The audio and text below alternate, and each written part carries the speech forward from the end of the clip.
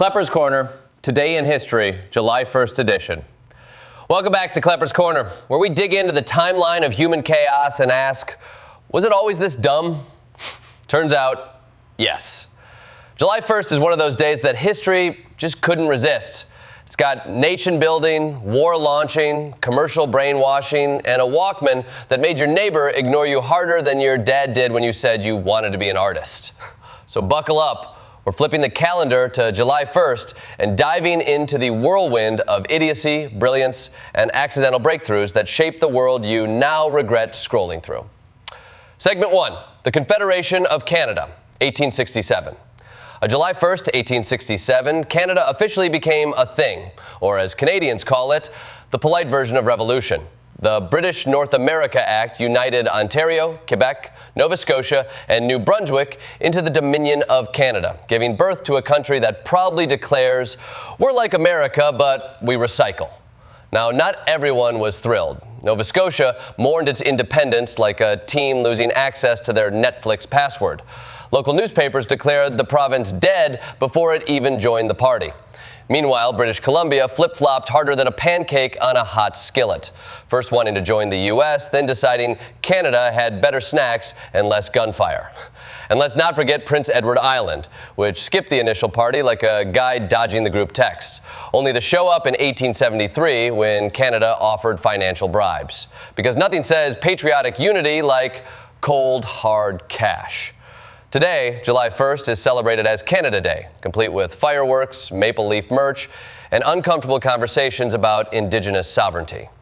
Dominion Day, its original name, was dropped in 1982 because Dominion sounded a little too imperial for a country obsessed with apologizing. Segment 2, Ghana becomes a republic, 1960. Meanwhile, in Africa, July 1st, 1960 marked Ghana's shift from British Dominion to republic, which in global decolonization terms is basically your emancipation graduation ceremony. The man of the hour, Kwame Nkrumah, Pan-Africanist, freedom fighter, and owner of the most glorious mustache to ever overthrow an empire. Ghana had already declared independence in 1957, but republic status meant fully cutting off from Britain. Nkrumah was sworn in as the first president, while the Queen of England probably muttered, "That's another one gone." Unlike South Africa's messy exit a year earlier, Ghana's transition was like the quiet kid leaving the party without anyone noticing. Except that kid inspired an entire continent to follow. Ghana's success kicked off a domino effect that helped dismantle colonialism across Africa, like the world's most satisfying round of anti-imperial Jenga. Of course, the glow didn't last. By 1966, coups entered the chat, and Ghana's economy was wildlier than a giraffe on rollerblades. Still, the symbolism endured. A continent stood taller because one country said, "No thanks to Her Majesty." Segment 3, German Monetary Union, 1990. Fast forward to 1990.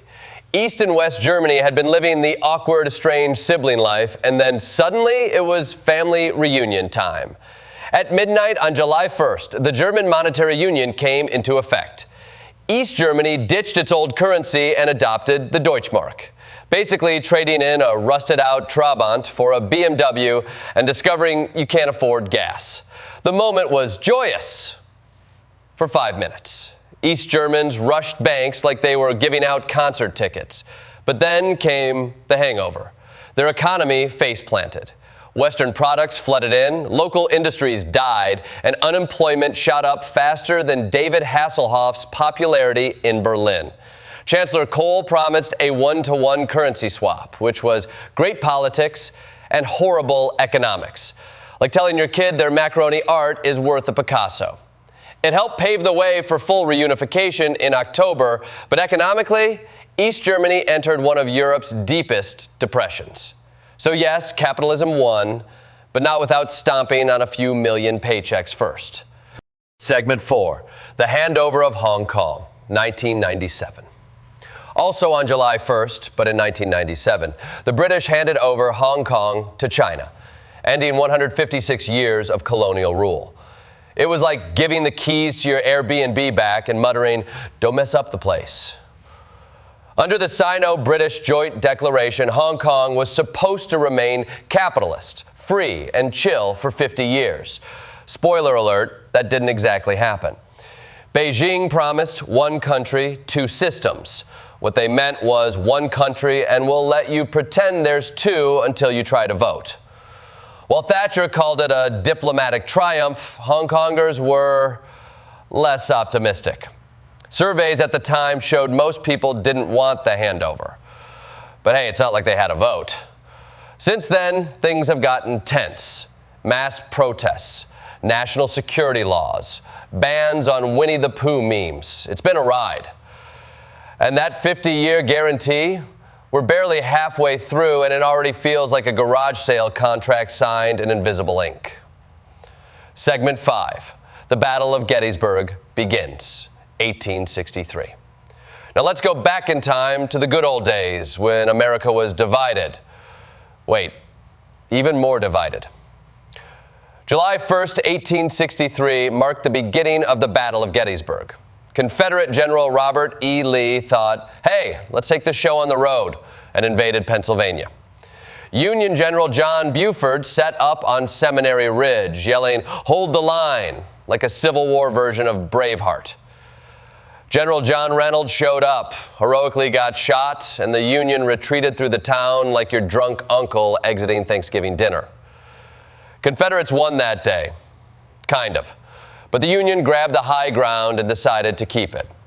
Day one saw about 16,000 casualties. That's one day. And Americans still had no idea what was going on. The New York Times reported signal rockets and rumors, which is how Fox News covers most weather events. But even from day one, the battle began to tilt morale. Confederates felt mortal for once. Union troops thought, hey, maybe we can win this. And suddenly the tides turned like a cable news anchor realizing the ratings are better when they pretend to care. Segment 6, Battle of the Somme begins, 1916. And then there's the Somme. July 1, 1916. British and French forces decided, hey, maybe this will be the breakthrough that ends trench warfare. It wasn't. After a week of shelling the German lines, British troops went over the top expecting a cakewalk. Instead, they got shredded. Day one alone saw 57,470 British casualties with 19,240 dead. The worst day in British military history. That's like all of Shakespeare's tragedies rolled into one, but with more mud. Censorship laws kept the horror quiet. Newspapers painted the Somme as a noble effort, and the public cheered. Soldiers initially even believed it, until the reality set in. And years later, historians tore it all down, dubbing it the poster child for war's absurdity. By the end of the battle, 4 months later, the line barely moved. The only thing that advanced was the grave count. But hey, at least Britain learned not to blindly trust aristocrats with mustaches. Segment 7, Nuclear Non-Proliferation Treaty signed, 1968. In 1968, humanity looked at its stockpile of nukes and said, maybe we shouldn't all die. Thus was born the Nuclear Non-Proliferation Treaty. Signed on July 1st, the NPT was a big ol' group project where everyone promised not to make nukes, unless they already had some. It was like a no smoking sign in the cigar lounge. Sure, the US, UK, and USSR signed. But France and China were like, no thanks, and India, Pakistan, and later North Korea went rogue. Still, it was progress, a Cold War miracle. President Johnson called it the most important international agreement since nukes existed, which is like your arsonist uncle finally agreeing to stop carrying matches. Of course, the treaty didn't stop proliferation, but it did slow it. Mostly, kind of. It's still in force, getting extended and reviewed like a Marvel franchise no one knows how to end. Segment 8, first TV commercial airs, 1941. Back in the golden age of non-streaming misery, July 1st, 1941 marked the first legal TV commercial in the U.S. It was for Bulova watches. Cost, $9. Airtime, 9 seconds. Impact, the start of your 24/7 existential dread during ad breaks. "America runs on Bulova time," the commercial said, which ironically aired before a baseball game, a sport that runs on absolutely no concept of time. Only 4,000 TVs existed in New York then, which is about the number of people watching cable today. But it was the beginning. TV would become the loudest, flashiest salesperson in history. And you can thank that ticking little watch ad for every infomercial, car ad, and sham wow you've been unable to skip since. Segment 9. Sony Walkman released, 1979. And finally, July 1st, 1979, Sony drops the Walkman, a portable music player that changed everything. Suddenly, music was yours alone. You could ignore the world in stereo. Public space became private, social norms optional, and for the first time you could mope to The Cure on a city bus in peace.